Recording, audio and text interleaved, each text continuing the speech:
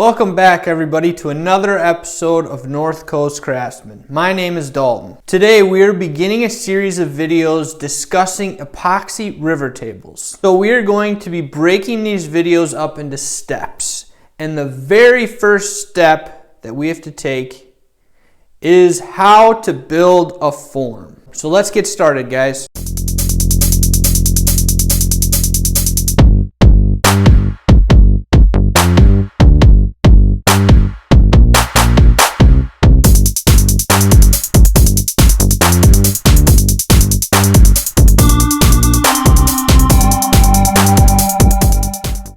First things first, guys, we're going to need to decide how big our table is going to be. So in order to do that, we have to do a little bit of math. My table base is 16 by 24, and I want a 1/2 inch of overhang on all four sides.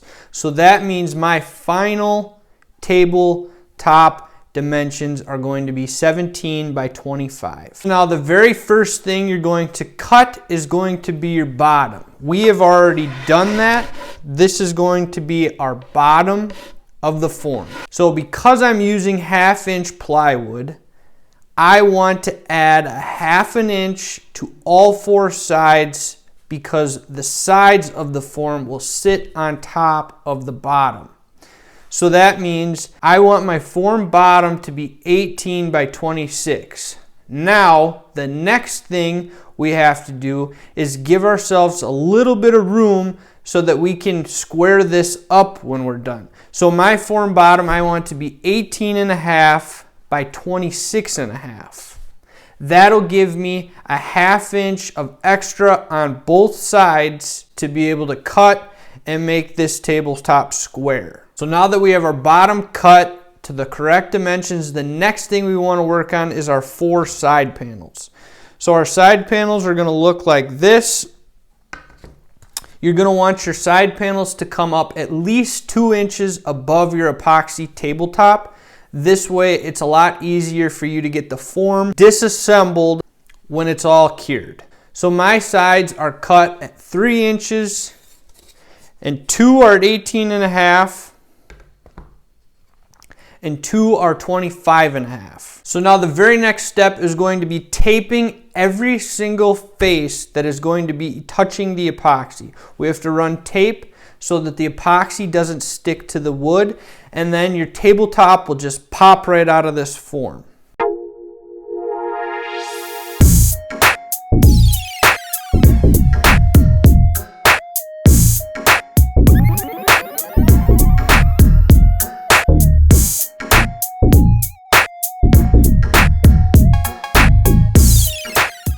So now that we have everything taped, the very next step that I take is going to be taking all four of my sides and screwing them together to make a box. So once we have this squared up in a box, what we're going to do is run a bead of caulk along the edges of the bottom, and we're going to place our box on top of that bead of caulk, and that is going to seal your form.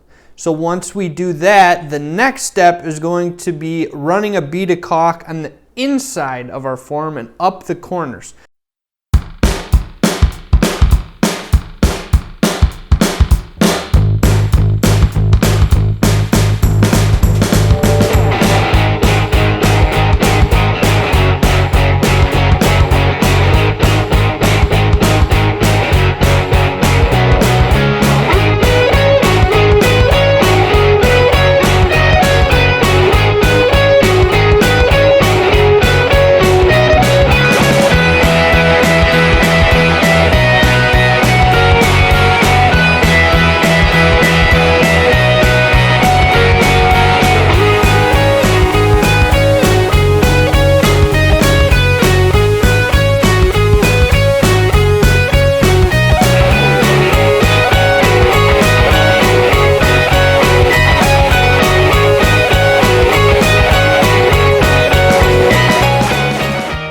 So now I have completely sealed the entire form, sealing underneath the sides and on the inside edges of all the sides. At this point, no epoxy will be able to leak out of the form. The next two things I want to talk about are going to be time and type. After you put your sealant on, you need to wait at least 24 hours before you put your epoxy or your wood inside of this form. Next is going to be type. The type of sealant we want to use is 100% silicone caulk.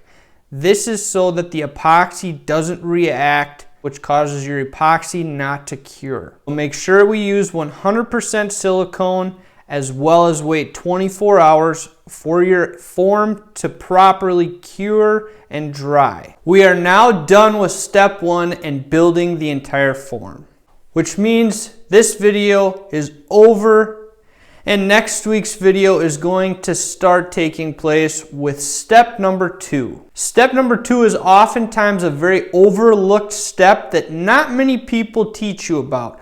So, if you want to learn what step number 2 is, join me next week by hitting the subscribe button below, and make sure you hit that bell icon so that you know when we post videos. So thank you all for watching. See you guys next week.